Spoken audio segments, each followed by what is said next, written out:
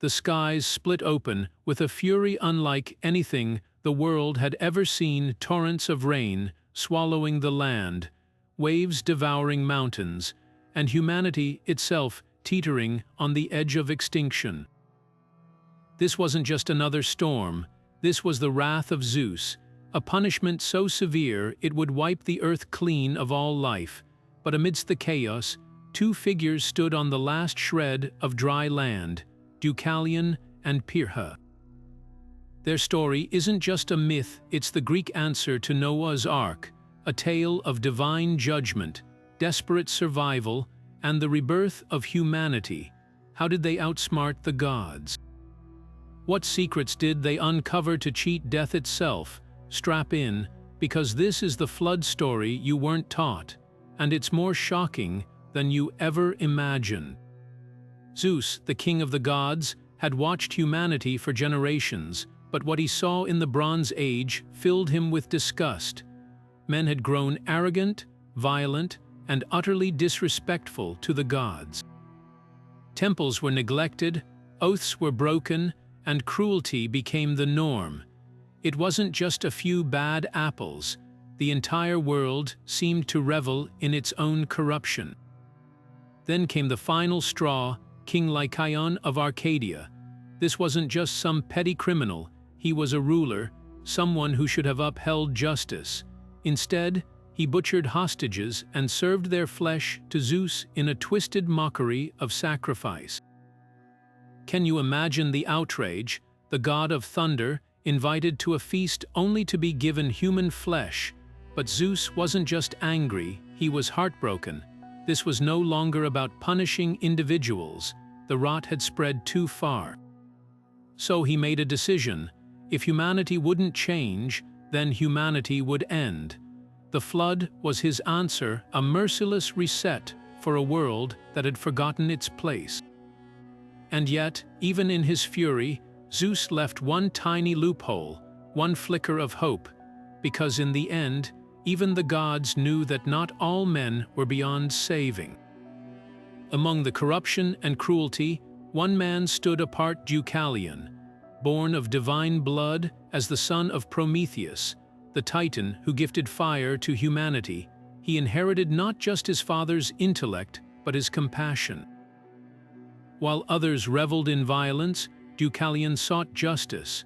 While kings like Lycaon spat in the face of the gods, he maintained reverence.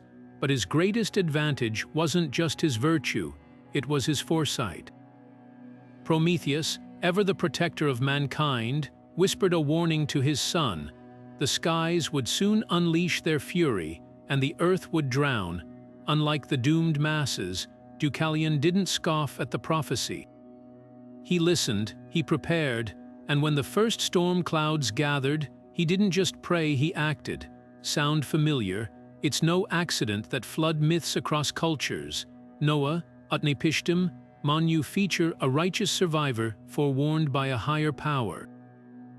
But Deucalion's story twists differently. He wasn't just handed a blueprint for an ark. His father's guidance was cryptic, a test of both faith and ingenuity. Could he decipher the clues in time? His survival wasn't guaranteed, it was earned, and that's what makes his tale so gripping. He wasn't just spared by chance, he was chosen because even in a world rotten to its core, some sparks of goodness still flickered. But Deucalion wasn't alone in his desperate bid for survival. Beside him stood Pyrrha, far more than just his wife. She was the daughter of Epimetheus and Pandora, names that carried their own weight in Greek myth.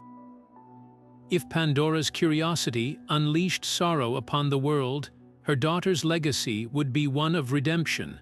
Unlike the reckless mortals who invited Zeus's wrath, Pyrrha embodied piety and quiet strength. While others turned away from the gods, she kept their altars lit with offerings, proving that reverence could still exist in an age of corruption. When the floodwaters rose, Pyrrha didn't shrink in fear. She stood shoulder to shoulder with Deucalion, facing the storm not just as his companion, but as his equal. This wasn't a passive figurehead. She played a pivotal role in the rebirth of humanity. Later, when the waters receded and the couple stood alone on Mount Parnassus, it was Pyrrha who helped decipher the gods' cryptic instructions for repopulating the earth. While Deucalion threw stones behind him to create men, she cast her own to give life to women, a critical balance often overlooked in retellings. Together, they didn't just survive, they reshaped the world. Pyrrha's story is a quiet rebellion against the idea that women in myths exist only as wives or tragic figures. She wasn't defined by her lineage or her marriage, but by her actions, her unwavering faith when the world drowned, her resilience when all seemed lost. In many ways, she symbolizes what humanity had forgotten, that survival isn't just about strength, but about wisdom, partnership, and the courage to begin again. While Deucalion gets credit for his foresight, Pyrrha ensured their victory wasn't just a fluke, it was fate. The horizon twisted as black clouds choked the sky, blotting out the sun in an instant. Thunder cracked like the splitting of the world, and then the rains came, not drops, not sheets, but whole oceans pouring from the heavens, relentless and deafening. Rivers swelled into monsters, swallowing fields and villages whole.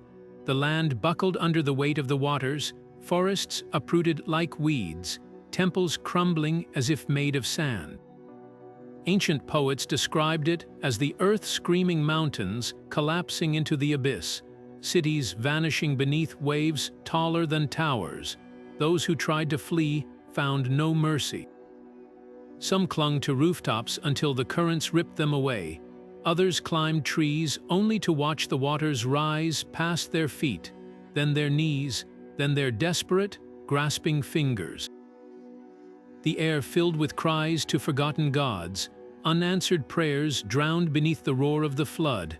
But high on the slopes of Mount Parnassus, Deucalion and Pyrrha braced against the storm. Their small boat, built from Prometheus' whispered warnings, pitched violently in the churning waters. Below them, the world they knew disappeared, not just washed away, but erased. The Bronze Age, with all its cruelty and pride, was being devoured. And yet, amidst the devastation, something strange happened. The floodwaters didn't just destroy, they exposed. As the tides ripped open the earth, they revealed secrets buried for ages, caves of lost wonders, ruins of civilizations even older than man. It was as if Zeus wasn't just punishing humanity, but cleansing the very bones of the world. The deluge wasn't merely an end, it was a reckoning, and for Deucalion and Pyrrha, the first test of many, the storm had only begun. As the storm clouds gathered on the horizon, Deucalion knew time was running out. Prometheus' warning had been clear: the flood would leave no corner of the earth untouched. But unlike the massive arcs of other legends, his vessel wasn't some grand, towering ship. No, this was something far more modest, a simple wooden chest, just large enough for two. No animals, no supplies, just survival distilled down to its purest form. Some myths claim it was lined with pitch to keep the water out. Others say the gods themselves reinforced its hull. But the truth, it wasn't the craftsmanship that saved them. It was the intent behind it. Compare this to the famous Ark of Noah, a colossal structure built to preserve entire species, or the Babylonian flood hero Utnapishtim, who loaded his ship with gold and grain. Deucalion's chest was different, lean, purposeful, stripped of excess. Maybe that's the point. While other flood survivors were preservers, saving fragments of the old world, Deucalion and Pyrrha were destined to become something else entirely, the seeds of a new one. Prometheus didn't hand his son a set of blueprints. The instructions were whispered, fragmented, forcing Deucalion to piece together the design through intuition and faith. No divine measuring stick, no angels hammering nails, just mortal hands working against time. And that's what makes their story so compelling. They weren't passive passengers waiting for salvation. They built their own hope, board by board.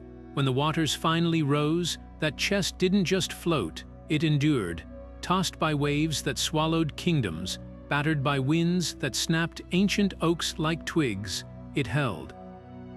Not because the wood was enchanted, but because the will inside it refused to break. Pyrrha steadied them through the worst of the tempest, her hands gripping the sides as the world drowned around them. And when the storm finally stilled, the chest came to rest not on some distant shore, but on the peak of Mount Parnassus, the last island in a world reclaimed by the sea. It's easy to focus on the flood, the destruction, the divine wrath, but that humble vessel, it's the quiet hero of this tale. No gilded carvings, no towering masts, just two survivors and the stubborn belief that even the darkest waters can't extinguish every spark of life. The waters didn't just rise, they raged, twisting the world into a nightmare of churning darkness. Deucalion and Pyrrha's chest wasn't a ship built for comfort. It was a fragile shell tossed like a leaf in a hurricane. Imagine the sound, the deafening roar of wind and wave, the groaning of timbers straining against the onslaught. Every crest threatened to flip them. Every trough felt like the abyss swallowing them whole. And yet, they clung not just to the wood, but to each other. Ancient texts whisper of moments the mainstream myths ignore, the hunger gnawing at them as days blurred into weeks, the way Pyrrha rationed the last handful of barley cakes, crumbling them into rainwater to stretch their meager sustenance. There were no divine banquets here, no miracles beyond sheer stubbornness. When the night was blackest, Deucalion would trace constellations on the damp wood, recalling his father's lessons about the stars not just as guides, but as promises that the gods hadn't wholly abandoned them. But the true horror wasn't the storm, it was what floated past their fragile refuge, bodies of beasts and men alike, tangled in the wreckage of a drowned world. A city's golden statue, its face worn smooth by the current, a child's toy bobbing grotesquely beside a shattered olive tree. These weren't just sights, they were warnings. Every drifting fragment whispered the same truth. Zeus's judgment spared nothing. Yet in the eye of despair, Pyrrha found a way to kindle hope. She'd sing fragments of old hymns, her voice thin but steady against the tempest. Not prayers for rescue, those felt futile, but songs of remembrance, names of the lost, stories of the drowned. It was defiance, not begging. And when the chest finally ground against stone, when they staggered onto the barren peak of Parnassus, it wasn't just survival that marked them, it was the unbroken will to bear witness. They hadn't just outlasted the flood, they'd carried the memory of the world that was, so the next one might learn from its ashes. For 9 days and nights, the floodwaters raged until finally, as suddenly as they came, the skies stilled. Zeus looked down upon the drowned earth, his wrath spent, his judgment complete. The waters began to retreat, pulling back from the mountaintops inch by agonizing inch, leaving behind a world scoured clean. Mud-choked valleys, flattened forests, and the skeletons of great cities emerged like scars on the land. When Deucalion and Pyrrha staggered from their battered chest, they stood on the highest peak of Parnassus, the only two humans left in a world reduced to silence. No birds sang, no streams murmured, just the sucking sound of receding waters and the crunch of silt underfoot. The horizon stretched empty in every direction, a stark reminder of the burden now resting on their shoulders.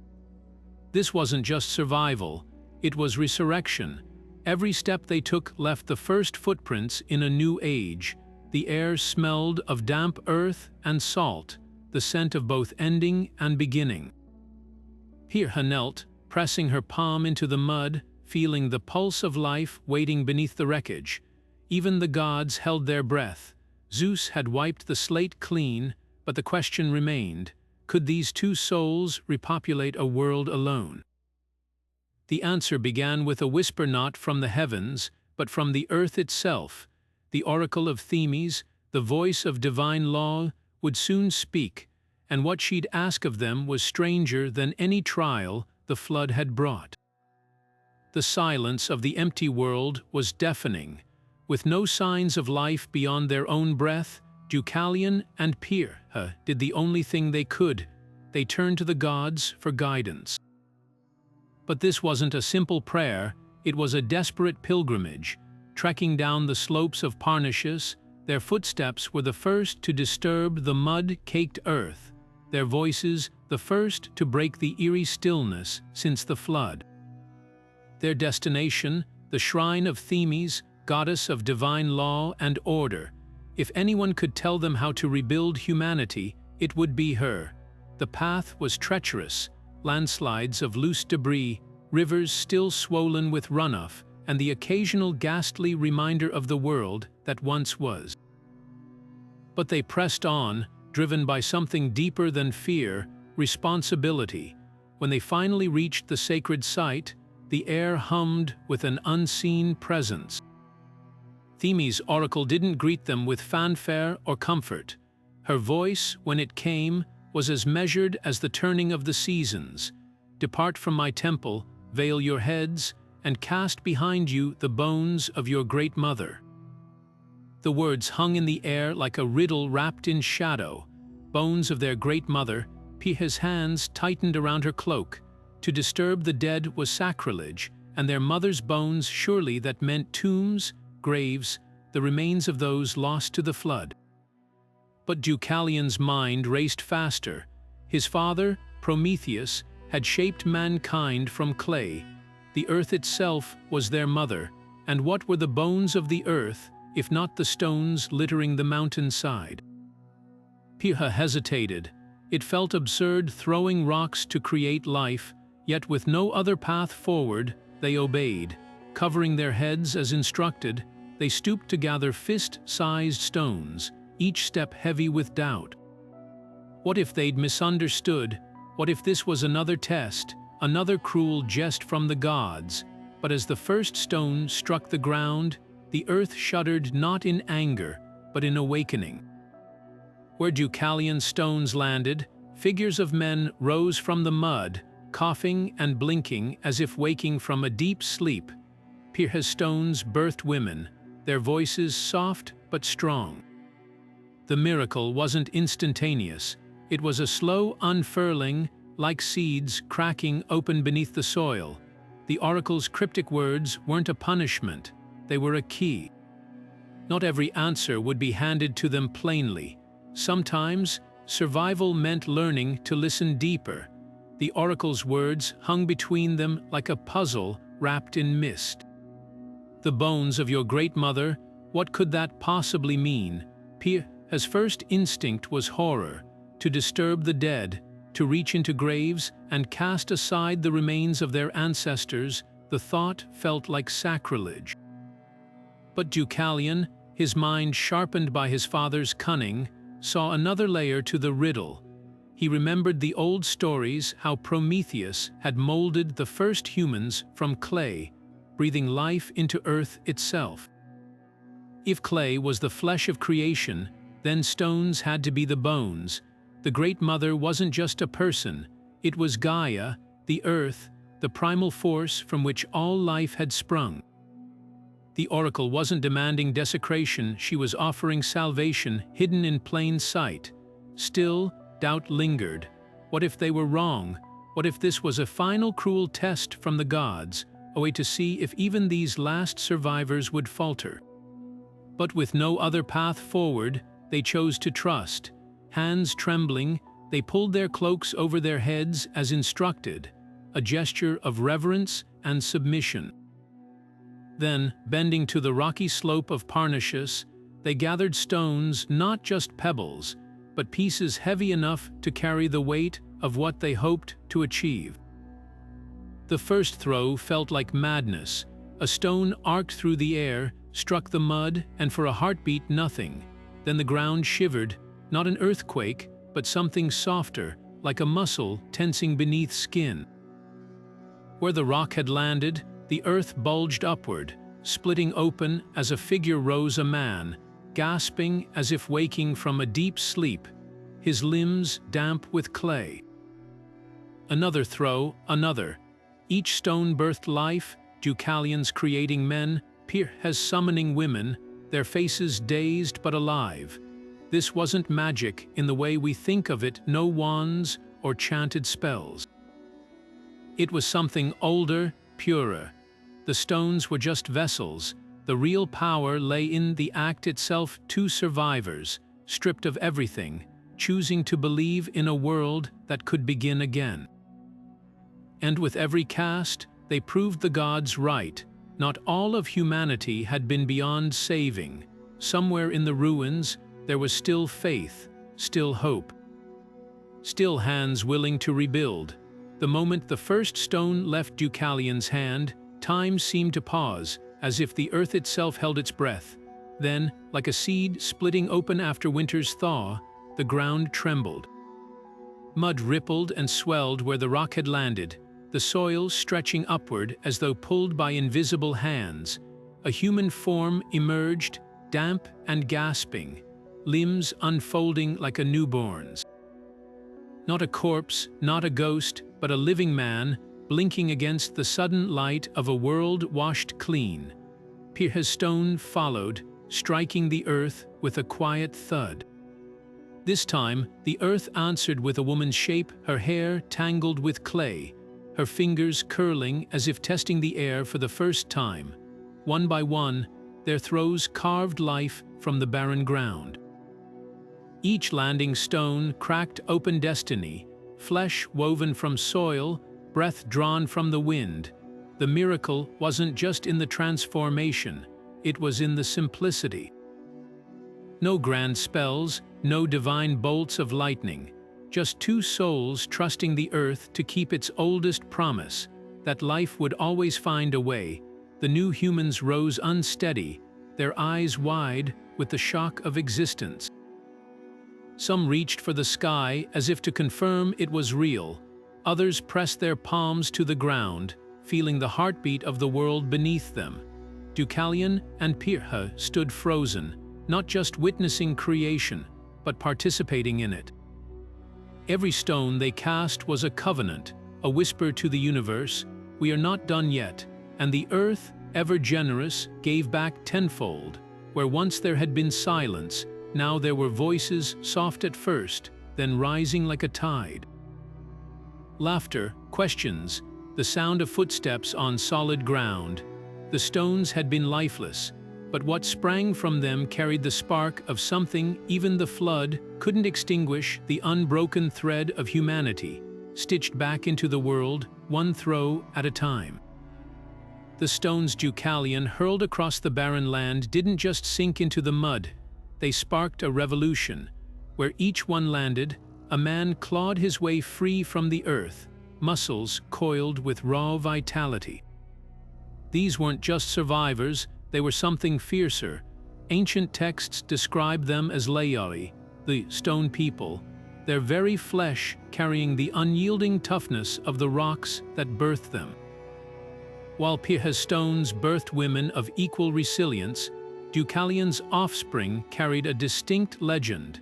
They were the ones who would carve order from chaos, building not just shelters, but entire civilizations from the wreckage. These new men emerged with a hunger to shape the world. Some became hunters, their hands calloused from wrestling game back into the reborn forests. Others gathered the scattered bones of forgotten tools, forging new weapons from flint and bronze. But the most remarkable, the ones who looked at the rubble of the old world and saw foundations. Thessaly's sprawling plains, once drowned under Zeus's fury, became home to the first tribes, their leaders said to be direct descendants of Deucalion stones, their bloodline infused with the stubborn endurance of the earth itself. Cities rose where those stones had fallen, each foundation stone a silent tribute to their origin. Thebes, Delphi, even the distant highlands of Macedonia, oral traditions whispered that their founders were born not of womb, but of soil and sweat and divine desperation. There's a reason these myths persisted. They weren't just stories, they were explanations. Why did certain clans pride themselves on unbreakable will? Why did some cultures revere standing stones as ancestors? The answer lay in the flood's aftermath, where the first men didn't just walk, they rose, as if the earth itself refused to let humanity stay buried. While Deucalion stones birthed warriors and builders, Pyrrha's casts shaped something just as vital, the women who would weave the soul back into the world. Where her stones struck the earth, figures rose with hands that knew more than strength, they held the quiet power of creation. These women emerged with an instinct for mending what was broken, for turning barren soil into gardens and silence into song. Ancient texts barely whisper their names, but their legacy runs deeper than myths admit. While men raised walls, these women shaped the world within them, kindling the first fires, grinding wild grain into flour, stitching shelters into homes. They weren't just survivors, they were the keepers of memory. Imagine them gathering flood-scattered seeds, pressing them into the mud with palms still streaked with clay from their own birth. Every sprout was defiance. Fertility wasn't just about bearing children, it was the stubborn belief that life could take root again. Pyrrha's daughters taught the stone-born men how to read the land's scars, where to dig for fresh water, which plants held medicine. They turned caves into hearths, taught language to children who'd never heard a lullaby. And when the first storms returned, it was their voices that hummed the old hymns, stitching the past to the present so nothing would be wholly forgotten. The irony, while Zeus sought to erase humanity's corruption, Pyrrha's stones birthed the very force that ensured his purge wouldn't be absolute. Nurture tempered strength. Compassion balanced ambition. The flood had washed away the old world's greed, but these women safeguarded what was worth saving, not with swords, but with stories, with hands that healed more than they seized. Their greatest miracle wasn't just survival, it was the refusal to let the world stay broken. When Pyrrha cast those stones, she wasn't just populating an empty land. She was planting the seeds of a society that might, this time, deserve the gods' mercy. The first generations born from stone carried more than just life, they carried destiny. Among Deucalion's offspring rose Helen, founder of the Hellenes, the people who would one day call themselves Greeks. His sons weren't just men, they became the progenitors of entire tribes: Aeolus, father of the Aeolians, Doris, ancestor of the Dorians, and Xuthus, whose own sons would seed the Ionian and Achaean lineages.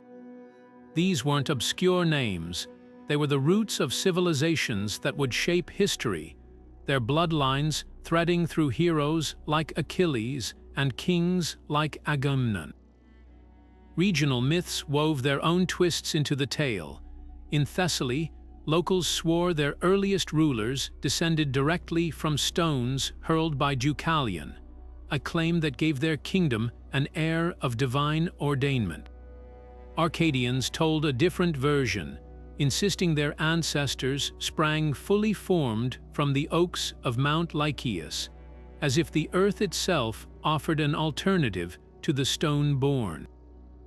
But the most striking variation comes from Boeotia, where poets whispered that some stones missed their mark, creating beings neither fully human nor entirely mortal creatures of half-formed clay who wandered the wilds as living reminders of the flood's unfinished work. Every tribe, every city-state, seemed to have its own sacred rock or hillside where they believed those first humans emerged. Delphi's priests pointed to a particular fissure near their temple, while Thebans revered a weather-worn boulder they called the womb of the stone men. What mattered wasn't the exact spot, but the shared truth beneath the variations. Humanity's second dawn came not from dust or divine breath, but from the defiant act of two survivors who dared to cast stones into the void and trust the earth to answer.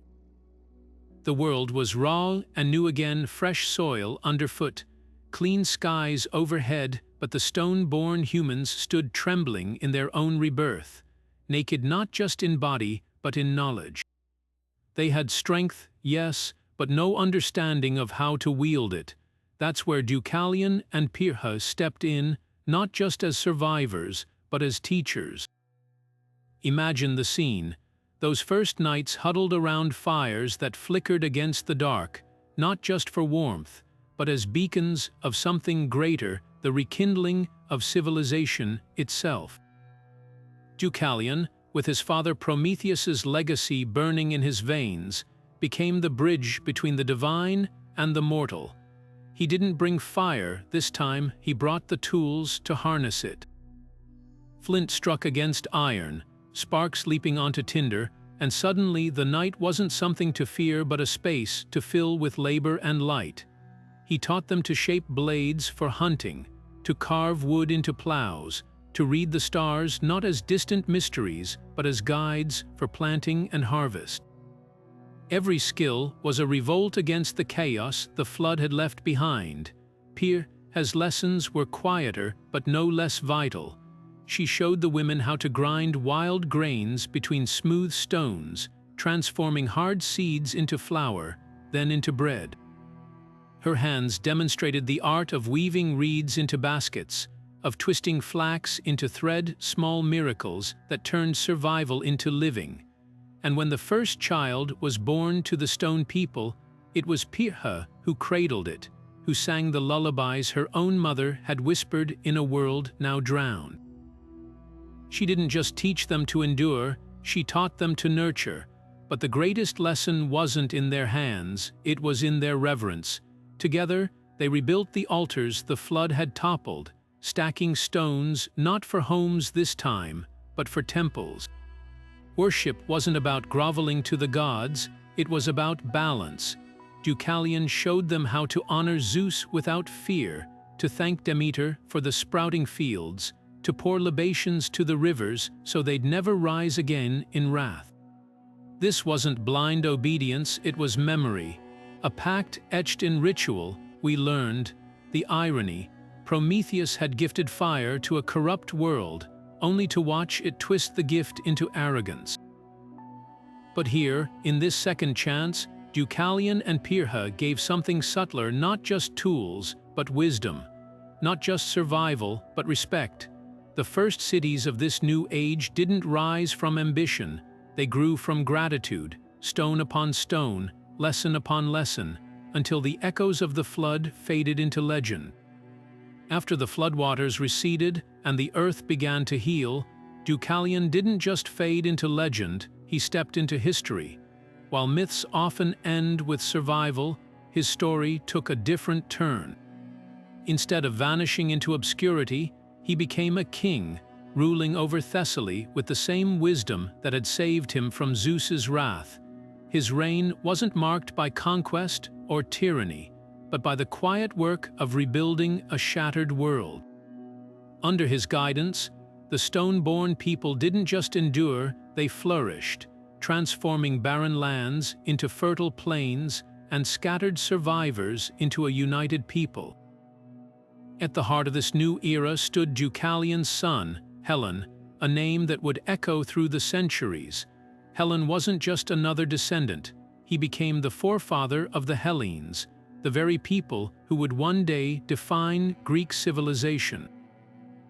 His children carried the legacy further, branching into the tribes that shaped ancient Greece, the Aeolians, the Dorians, the Ionians. These weren't arbitrary divisions, they were the roots of kingdoms, the veins of culture, the lines that connected mythical heroes to historical city-states. Thessaly itself became more than just a kingdom. It was a living monument to Deucalion's vision. Temples rose in honor of the gods who had spared them, not out of fear, but gratitude.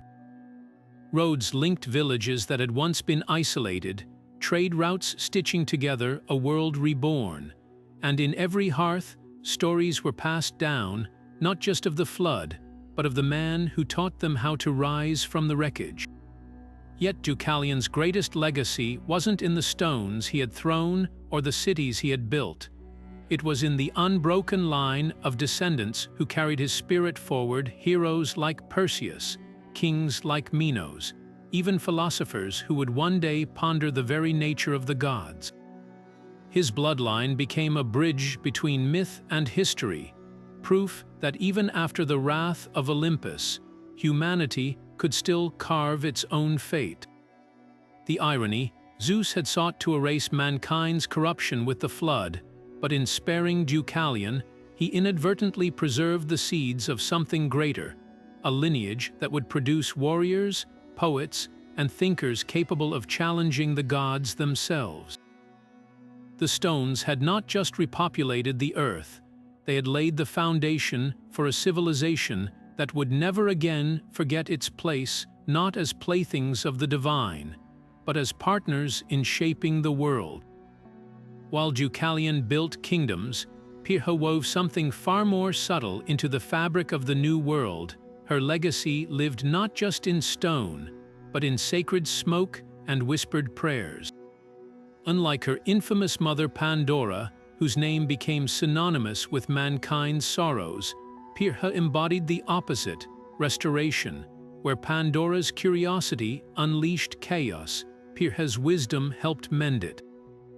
Temples dedicated to her sprung up across Thessaly, often near rivers or springs, places where water, once a force of destruction, now symbolized renewal. Women gathered there during this Mephoria, the ancient festival honoring Demeter, carrying offerings of grain and honey in Pyrrha's name. She wasn't worshipped as a goddess, but as something equally powerful, a bridge between mortal struggle and divine grace. Local traditions told of her teaching women to interpret omens in the flight of birds or the ripple of water in ceremonial bowls. These weren't mere superstitions, they were acts of reclaiming order from the flood's randomness. In some villages, brides carried small stones in their wedding processions, a nod to Pyrrha's act of creation, turning barrenness into fertility. The contrast with Pandora couldn't be sharper. Pandora's jar held all the world's evils, but Pyrrha's hands shaped the remedies. Pandora was myth's cautionary tale.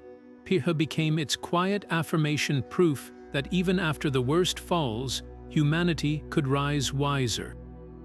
Her cults never rivaled those of Olympian gods, but they didn't need to.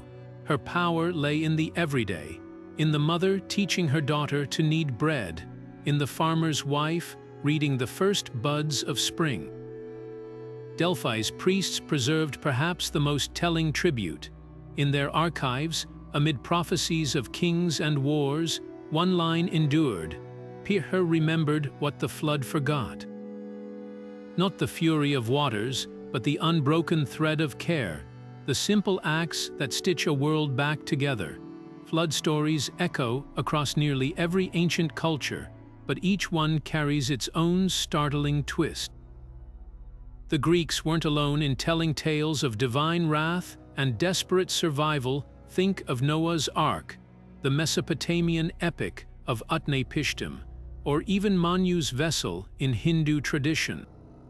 All share the same bones: a world drowning in punishment, a chosen few spared, and the fragile hope of starting over. Yet Deucalion's story stands apart in ways that reveal something profound about Greek values. Noah built an ark under God's precise instructions, saving animals 2 by 2. Utnapishtim's cube-shaped ship carried craftsmen and gold, preserving the trappings of civilization. But Deucalion, his chest held nothing but himself and Pyrrha, no cargo, no menagerie. The message is clear: Greek mythology prizes human resourcefulness above blind obedience. Prometheus didn't hand his son blueprints, he gave him a riddle to solve: survival wasn't guaranteed, it was earned. Then there's the rebirth. Noah's descendants repopulate the earth through generations. Utnapishtim is granted immortality.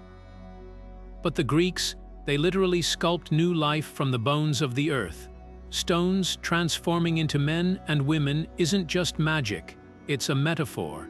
The Greek flood isn't about preserving the old world, it's about reforging humanity from scratch, with all its resilience intact. Even the aftermath diverges. In many traditions, the survivors receive a divine promise, a rainbow, a covenant that such destruction won't come again. Not so in Greece. Zeus offers no apologies, no guarantees. The lesson lingers. The god's mercy is fragile, and humanity's fate rests in its own hands. Deucalion's children don't inherit a world of safety. They inherit the responsibility to build something better. The most striking difference: gender. While other flood heroes act alone or with silent wives, Pyrrha isn't just present, she's pivotal. She doesn't just board the chest, she helps decipher the oracle's riddle. Her stones birth women who become healers, storytellers, the keepers of memory. This isn't a story about one man's righteousness, it's about partnership as the bedrock of civilization.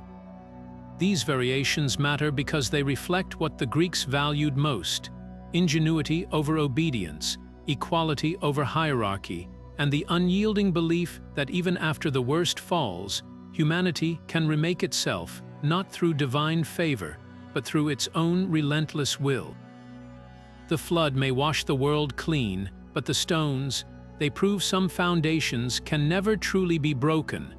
Greek mythology paints the flood as Zeus' divine punishment, but what if there's a kernel of truth buried beneath the legend? Scholars have long debated whether Deucalion's story echoes real catastrophic floods seared into humanity's collective memory. One compelling theory points to the Black Sea deluge around 5,600 years ago, a geological event so massive it may have reshaped ancient civilizations. Imagine a wall of seawater bursting through the Bosporus Strait, swallowing entire coastlines in days. For Neolithic farmers living along those shores, it wouldn't just feel like a disaster, it would seem like the gods themselves had unleashed their fury. Oral traditions take fragments of truth and spin them into myth over generations. A village elder's warning about rising waters becomes a tale of divine retribution. A lone survivor's raft transforms into Deucalion's divinely guided chest. The Greeks weren't alone in this flood. Myths appear everywhere from Mesopotamia to indigenous Amazonian tribes, suggesting these stories might be distant echoes of shared trauma. The details warp with each retelling. Local gods replace foreign ones, new heroes emerge, but the core remains: water, destruction, rebirth. Fascinatingly, Mediterranean sediment cores reveal evidence of massive flooding around 7,000 years ago, coinciding with the spread of agriculture. Could these events have sparked the first whispered versions of Deucalion's tale? Early Greek poets like Hesiod didn't invent these stories from nothing. They refined them, weaving oral fragments into epic narratives that gave meaning to chaos. The flood wasn't just a myth, it was a way to explain the unexplainable: why ruins lay buried underwater, why certain valleys held layers of salt-tinged soil. What's remarkable isn't just the persistence of these stories, but how they adapt. Near East accounts speak of angry gods sending floods, yet only Greek mythology introduces the stones, the literal rebuilding of humanity from the earth itself. Perhaps this twist reflects Greece's rugged landscape, where terraced fields and stone-walled cities proved that even the harshest land could be reshaped by human hands. The myth doesn't just remember disaster, it immortalizes resilience. While we may never find definitive proof linking Deucalion's flood to a single historical event, the power of these stories lies in their universality. They aren't just ancient history, they're a testament to how humanity turns trauma into art, disaster into meaning. Every retelling, from Bronze Age campfires to Homer's verses, was an act of defiance. We are still here, and we will not be forgotten. The flood in Greek mythology isn't just a disaster, it's a cosmic reset button, a violent purification washing away the rot of human arrogance. Think of it as Zeus hitting delete on a corrupted world, a divine purge meant to scrub the earth clean of its moral decay. But there's deeper symbolism here. Water, in ancient Greek thought, wasn't just destruction, it was transformation. It dissolves, yes, but it also renews, carving new paths from the rubble of the old. The flood isn't random cruelty, it's the ultimate expression of balance, nature's way of correcting what humanity twisted. Philosophers like Hesiod saw this cycle as inevitable, a recurring lesson about hubris. When mortals forget their place, when kings like Lycaon spit in the face of the gods, the universe responds with a violent realignment. The flood doesn't just punish, it teaches. It strips away the illusion of human dominance, forcing a return to humility. And in that emptiness, something unexpected emerges, the chance to rebuild not just cities, but character. The rebirth from stones is equally loaded with meaning. Stones don't decay or falter, they endure. By remaking humanity from rock, the myth suggests a blueprint for the new world, people harder to corrupt, rooted in resilience. Yet even here, there's nuance. The stones need hands to cast them, just as renewal requires active participation. Zeus doesn't sculpt new humans himself, he leaves that work to Deucalion and Pyrrha, as if to say, you broke this world. Now prove you can mend it. This cyclical view of destruction and rebirth echoes through later Greek thought, from Plato's dialogues on societal collapse to the Stoic belief in ekpyrosis, the periodic burning and renewal of the cosmos. The flood isn't just a story, it's a mirror. It asks what we're willing to drown to become better, and whether we're brave enough to gather the stones afterward. After all, the greatest myths aren't about gods or monsters, they're about us. The stones Deucalion and Pyrrha cast across the barren earth weren't just random rocks. They were vessels of rebirth, steeped in layers of ancient symbolism. To understand their power, we have to peel back the myth-like layers of soil. When the oracle spoke of the bones of your great mother, she wasn't just speaking in riddles. In Greek cosmology, Gaia, the primordial earth goddess, was literally the mother of all life. Rocks weren't just debris, they were her skeleton, the unyielding framework beneath the fertile flesh of soil and forest.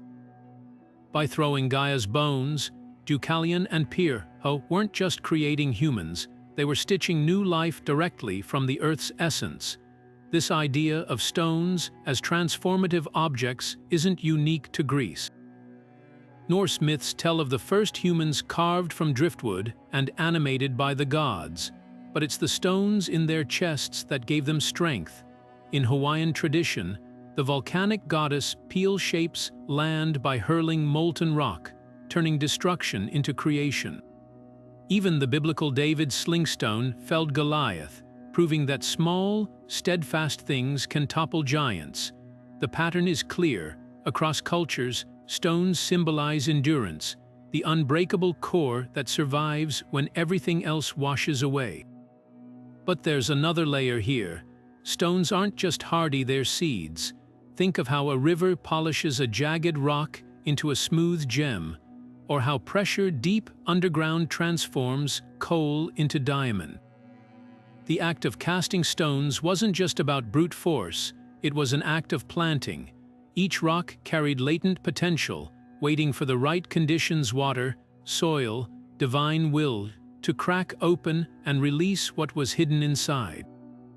That's why the new humans emerged fully formed yet untested, like saplings pushing through frost. Perhaps the most striking parallel comes from the indigenous Ainu of Japan, who believe their ancestors emerged from knotted willow roots and river stones, echoing the Greek notion that humanity's roots are literally grounded in the earth. Even today, cultures stack cairns as memorials or toss pebbles onto graves, a silent promise that what's buried isn't gone, just waiting to be called back. The genius of Deucalion's myth lies in its simplicity. No grand spells, no divine interventions, just the quiet alchemy of trust and inertia. Those stones became the ultimate metaphor. No matter how deep the flood, how total the ruin, life finds a way to rise. Not from nothing, but from what remains: the bones, the bedrock, the stubborn fragments the water couldn't carry away. Ancient Greek artists immortalized Deucalion and Pyrrha's story with striking visuals that bring the myth to life. Picture a 6th century BCE black figure vase, its clay surface alive with movement, the couple huddled in their wooden chest as jagged waves threaten to swallow them whole.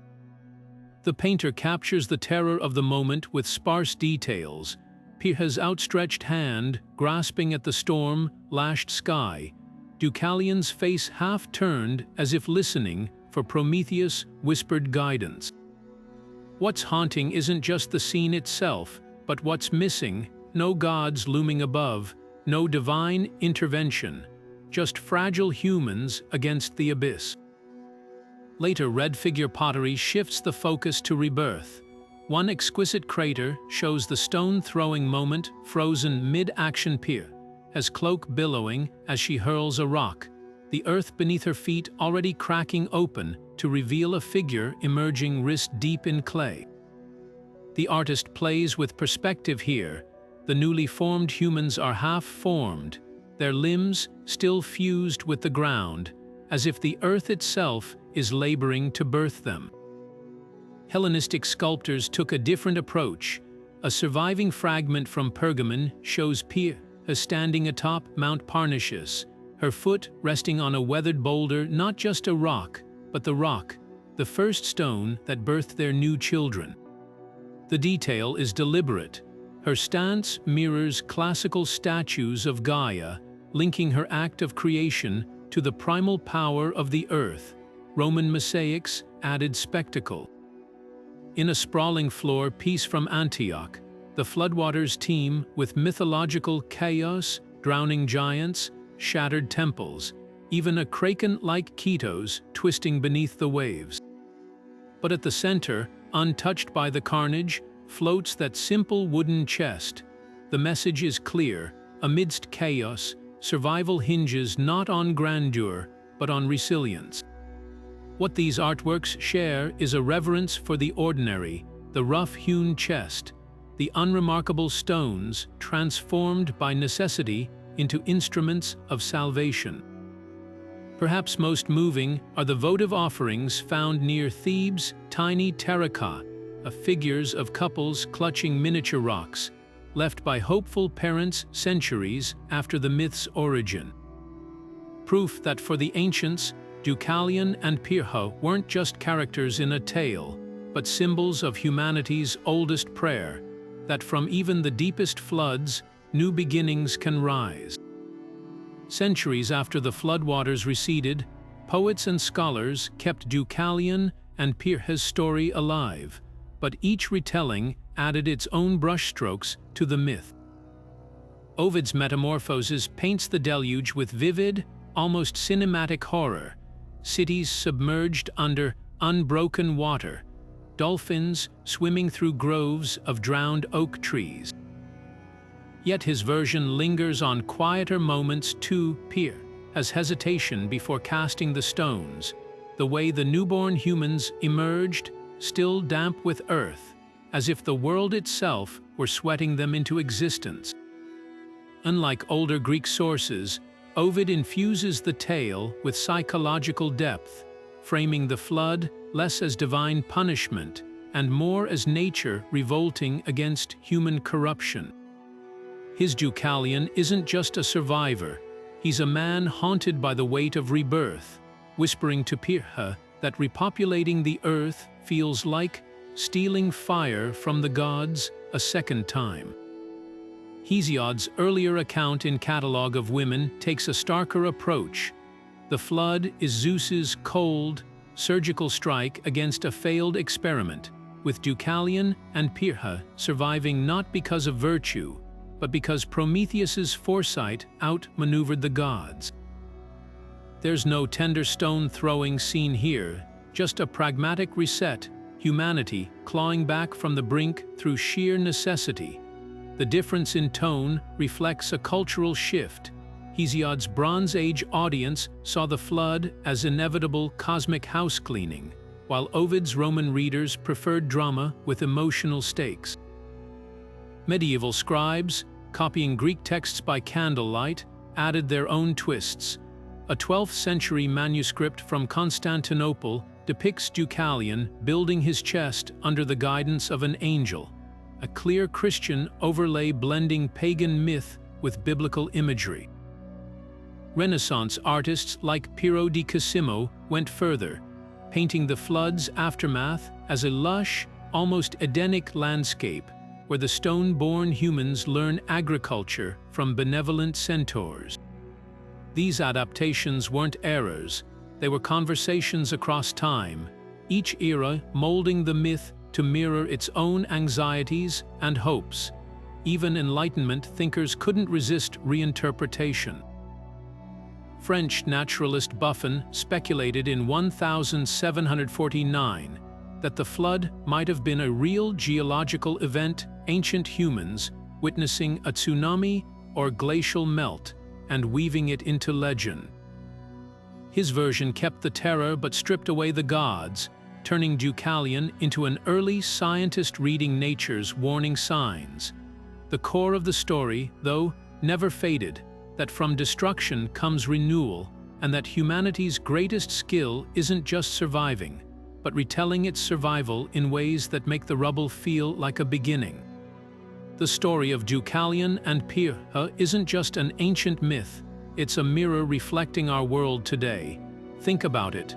Zeus unleashed the flood because humanity had turned greedy, violent, and reckless with the earth's gifts. Now look around. Forests burn brighter every year, oceans rise, and storms grow fiercer not because the gods are angry, but because we've repeated the same mistakes that doomed the Bronze Age. History doesn't just rhyme, it echoes. The question isn't whether we'll face consequences for abusing the planet, but whether we'll learn before it's too late. There's an eerie parallel between Lycaon's sacrilege and modern indifference. He disrespected nature by spilling innocent blood. We do it by choking rivers with plastic and stripping the land bare. Zeus saw arrogance and punished it. Science doesn't deal in divine wrath, but the principle remains: push the earth too hard and it pushes back. The flood wasn't just a punishment, it was a reset. And today, with climate change looming, we're standing at the same crossroads. Will we wait for disaster to force change, or will we act before the waters rise? Yet the myth also offers hope. Deucalion and Pyrrha didn't just survive, they rebuilt, stone by stone. That's the lesson we need now. Across the globe, communities are fighting desertification by reviving ancient water systems. Scientists are engineering carbon capture from thin air, and ordinary people are planting forests where concrete once ruled. We're not helpless passengers on a sinking ship. We're the ones who can still cast the stones of renewal. The real test isn't avoiding catastrophe, it's proving, like those first survivors, that humanity can remake itself wiser than before. So here's the challenge the myth leaves us with. Will we be the generation that ignored the warnings, or the ones who heeded them? The flood story isn't about doom, it's about choice. The same earth that drowned a corrupt world also gave birth to a better one. The stones are in our hands now. What we do with them will define the next chapter, not just for us, but for every generation yet to rise from the clay. So what does this ancient story of survival and second chances truly teach us? At its core, Deucalion and Pyrrha's tale is a masterclass in resilience, proof that even when the world crumbles, humanity's greatest weapons are reverence for the divine, trust in one another, and the stubborn will to rebuild. Their piety wasn't blind obedience, it was the wisdom to respect forces greater than themselves. Their renewal wasn't luck, it was the courage to cast stones into the unknown and believe the earth would answer. But here's the thought that lingers: if Zeus unleashed his flood today, would we fare as well? We've mastered technology Deucalion couldn't fathom, yet we've also engineered crises, climate collapse, resource wars that mirror the very hubris that doomed the Bronze Age. The myth whispers a warning: survival isn't about the tools in our hands, but the wisdom in our choices. Maybe that's why flood stories echo across every culture, from Mesopotamia to the Andes. They're not just ancient disaster tales, they're mirrors held up to humanity's best and worst instincts. So tell us in the comments which flood myth resonates with you. The Ark, the Stone-born, or one we haven't even covered yet? Hit like if you believe these old stories still matter, and subscribe for more deep dives into the myths that shape us. After all, the next chapter of humanity's story is still being written, and who knows, we might need these lessons sooner than we think.